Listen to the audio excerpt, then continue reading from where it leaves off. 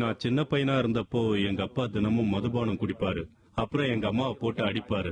எங்க அம்மா எப்ப பார்த்தாலும் அழுதுகிட்டே இருப்பாங்க. அதனால எங்க வீட்டுல எப்பவும் நிம்மதியே இருக்காது. ஒவ்வொரு நாளும் கண்ணாவிற்கு மிகவும் மோசமான அனுபவமாகவே இருந்தது. தினம் தினம் அவனுடைய அம்மா அடி உதைகள் வாங்கிய போது அவன் எதுவும் செய்ய இயலாமல் நடுங்கிக் கொண்டே இருந்தான். அவனுடைய அம்மா வீட்டை விட்டு போனதும் அவனுடைய உலகமே சுக்குநூறாக உடைந்தது. எங்க அம்மாவால அந்த வலியை தாங்க முடியாததுனால அவங்க என் தம்பியை கூட்டிக்கிட்டு அவங்க அம்மா வீட்டுக்கு போயிட்டாங்க. அங்கேயே இருந்துட்டாங்க. அவங்க இல்லாம நானு, எங்க அண்ணன், அப்புறம் எங்க அப்பா எல்லாரும் கொஞ்சம் கஷ்டப்பட வேண்டி இருந்தது. நாங்க எங்க அம்மாவோட அன்பு இல்லாம தவிச்சோம். நாங்க ரொம்ப தனிமையா உணர்ந்தோம். கண்ணா வளர வளர அவனுக்கு வழிகாட்ட யாருமே இல்லை. அதனால் அவன் பள்ளியை விட்டு நின்றான். அவனுடைய குடும்பத்திற்கு அழிவை தேடி தந்த அதே பழக்கத்தில் ஈடுபட்டிருந்த ஒரு நண்பர்கள் வட்டம் அவனுக்கு அமைந்தது. எங்களை கண்காணிக்க யாரும் இல்லாததுனால நான் வெளியே போய் என் நண்பர்களை சந்திச்சு அவங்களோட குடிச்சிட்டும் புகை பிடிச்சுக்கிட்டும் பொழுத போக்குவேன். அந்த மாதிரி தான் நான் கெட்ட பழக்கங்களை வளர்த்துக்கிட்டேன். நான் எங்க அம்மா அன்பை இழந்ததுனால முக்காவாசி நேரம் பெண்கள் சகவாசத்திலேயே கழிச்சேன். அவனுடைய தீய பழக்கங்களும் குடும்ப பிரச்சனைகளும் கண்ணாவை ஒரு புதிய உலகத்திற்குள் கொண்டு சென்றது. அங்கு அவன் ஒரு ரவுடியாக மாறினான். சிறிதாக சீண்டினால் கூட அவன் சண்டையை ஆரம்பித்து விடுவான். எங்க பகுதியில ஏதாவது சின்ன விஷயம் நடந்துட்டா கூட அதை நான் ஒரு பெரிய பிரச்சனையாக்கி அந்த ஜனங்களை பயங்கரமா அடிச்சிருவேன். இப்படித்தான் நான் மெதுவா எங்க பகுதியில ஒரு பெரிய ரவுடியா ஆயிட்டேன். விரைவிலேயே கண்ணா அவனுடைய முரட்டுத்தனமான நடத்தைக்கான பலன்களை எதிர்கொள்ள வேண்டியிருந்தது. ஒரு கோயிலுக்கு முன்னாடி சில பேர் வந்து என்னை தடுத்து நிறுத்தினாங்க. அதுல ஒருத்தன் கேட்டான், நீ ஏன் எங்க நண்பனை அடிச்சேன்னு. எனக்கு யாரையும் அடையாளமே தெரியல. நான் அவங்கிட்ட பேசிக்கிட்டு இருந்தப்போ திடீர்னு ஒருத்தன் கத்திய பாக்கெட்ல இருந்து எடுத்து என் நெஞ்சிலேயே குத்திட்டான். நான் முதல்ல என் சட்டை மட்டும்தான் கிழிஞ்சிருக்குன்னு நினைச்சேன். அதுக்கப்புறம் தான் எனக்கு அதிர்ச்சி ஆயிடுச்சு. என் உடம்புலயும் வெட்டுப்பட்டிருக்குன்னு தெரிஞ்சது. என்னால அந்த வலியை தாங்க முடியல. நான் கீழே விழுந்துட்டேன். அடிபட்டு காயமடைந்த நிலையில் கண்ணா மருத்துவமனையில் கொண்டு சேர்க்கப்பட்டார். அங்கு மருத்துவர்கள் அவனுடைய உயிரை காப்பாற்ற முடிந்த அளவிற்கு முயன்றனர். நான் மருத்துவமனையில இருந்தப்போ என் நிலைமை அவ்வளவா சரியில்லை. மருத்துவர்களால கூட என்ன கவனிச்சுக்க முடியல. நான் நெஞ்சு வலியால ரொம்ப துடிச்சேன். அதுக்கப்புறம் நான் இனிமே உயிர் வாழ போறதில்ல, நான் சீக்கிரமே செத்துருவேன்னு தோணுச்சு. அப்போதான் என் வாழ்க்கையில முதல் தடவையா நான் யோசிக்க ஆரம்பிச்சேன். நான் எதுக்காக இந்த வயசுல சாகணும்? நான் செத்து போயிட்டேன்னா எங்க போவேன்? என்னோட எதிர்காலம் என்ன? 3 நாட்களுக்கு பிறகு கண்ணா மருத்துவமனையிலிருந்து விடுவிக்கப்பட்டான்.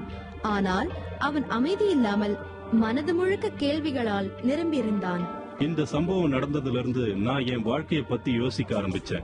எதுக்காக இந்த சண்டைகள்னா? இதெல்லாம் விட்டுட்டு ஒரு புது வாழ்க்கையை தொடங்குறது நல்லதுன்னு தோணுச்சு.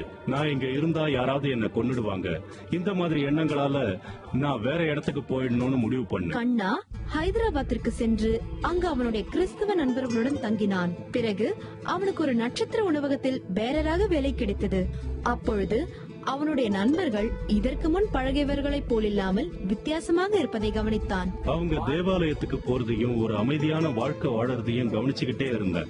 அவங்க ஒரு வித்தியாசமான வாழ்க்கை, அமைதியான வாழ்க்கை வாழறதா எனக்கு தோணுச்சு. அவங்களோட வாழ்க்கையில எந்த விதமான பலவீனத்தையும் என்னால கண்டுபிடிக்க முடியல. அவங்க எதுக்காகவும் கவலைப்படவே இல்லை. அவங்க ஒரு சந்தோஷமான வாழ்க்கை வாழ்ந்துகிட்டு இருந்தாங்க. எனக்கு அவங்கள மாதிரி இருக்கணும்னு ஆசையா இருந்தது. கண்ணாவிற்கு ஒரு நல்ல வாழ்க்கை வாழ வேண்டும் என்ற ஆசை இருந்தாலும் அவன் தன்னுடைய பழைய பழக்க வழக்கங்களுக்கு திரும்ப செல்வதுண்டு. அப்பொழுது ஒரு சம்பவம் நடந்தது.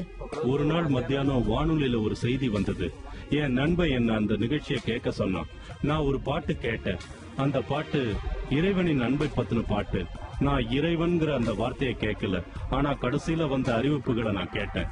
நான் என்ன சுத்தி இருந்த அந்த சகோதரர்கள் கிட்ட கேட்டேன், உங்களுக்கு ஏதாவது கேட்டுதான்னு. இறைவன்கிற வார்த்தை எங்களுக்கு கேட்டதுன்னு சொன்னாங்க. அப்ப எனக்கு பயமாயிடுச்சு. எனக்கு மட்டும் ஏன் அந்த வார்த்தை கேட்கல?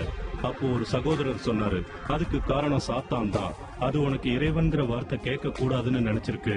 அதுதான் உன் காதுகளை மூடி இருக்குன்னு சொன்னாரு. அப்போதான் நான் தீவிரமா யோசிக்க ஆரம்பிச்சேன். சாத்தான்னு ஒண்ணு இருக்குன்னா இயேசுவும் இருக்கத்தானே செய்யணும். கண்ணா தன் நண்பர்களுடன் இயேசுவை பற்றி மேலும் தெரிந்து கொள்வதற்காக ஒரு கிறிஸ்துவ பிரார்த்தனை கூட்டத்திற்கு சென்றான்.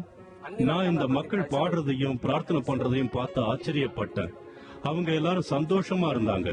அப்புறம் கர்த்தரின் சேவகர் ரத்ன மாணிக்கையம்மாங்கிறவங்க என்கிட்ட வந்து சொன்னாங்க, நான் உனக்காக பிரார்த்தனை செய்கிறேன். கர்த்தர் நீ அவரோட சேவைக்கு வரணும்னு விரும்புறாருன்னு சொன்னாங்க. என்கிட்ட எரேமியா புத்தகத்தில் 1:5 எழுதியிருப்பது போல கர்த்தர் உன்னை நீ உன் அம்மாவின் கர்ப்பத்தில் இருக்கும் போதே தேர்ந்தெடுத்து விட்டார்னு சொன்னப்போ எனக்கு ஆச்சரியமா இருந்தது. கர்த்தருக்கு இது எப்படி தெரியும்னு ஆச்சரியமா யோசிச்சேன். அதுக்கப்புறம் நான் இயேசுவை பத்தி நினைக்க ஆரம்பிச்சேன். கண்ணாவிற்கு தான் பிறப்பதற்கு முன்னரே அறிந்து கொண்டுள்ள இறைவனிடம் ஈடுபாடு ஏற்பட்டது. நான் என் அறைக்குள்ள போனேன். கர்த்தர்கிட்ட பிரார்த்தனை பண்ணேன். என்னோட ஒவ்வொரு பாவங்களையா சொல்லி மன்னிப்பு கேட்டேன். நான் ஒரு பாவின்னு சொன்ன அந்த நிமிஷம் என் பக்கத்துல யாரோ நின்னுகிட்டு நான் ஆரம்பத்தில இருந்து செஞ்ச பாவங்களை எல்லாம் எனக்கு ஞாபகப்படுத்திக்கிட்டு இருந்த மாதிரி உணர்ந்தேன். நான் 1 மணி நேரம் செலவழிச்சேன். அதுக்கப்புறம் அந்த இடத்தை விட்டு வெளியே வந்தப்போ என் மனசு முழுக்க சந்தோஷமும் உற்சாகமும் நிறைஞ்சிருந்தது. நான் என் பாவங்களை எல்லாம் ஒத்துக்கிட்டு இயேசுவை என் பிரத்யேக ரட்சகரா ஏத்துக்கிட்டேன். அது கண்ணாவின் வாழ்க்கையில் ஒரு பெரும் திருப்பத்தை ஏற்படுத்தியது. அவனுக்கு தன்னுடைய வாழ்க்கையில் இயேசுவை தெரிந்து கொள்ளவும் அவருடன் இருக்கவும் ஏக்கத்தை ஏற்படுத்தியது. நான் தொடர்ந்து தேவாலயத்துக்கு போக ஆரம்பிச்சேன்.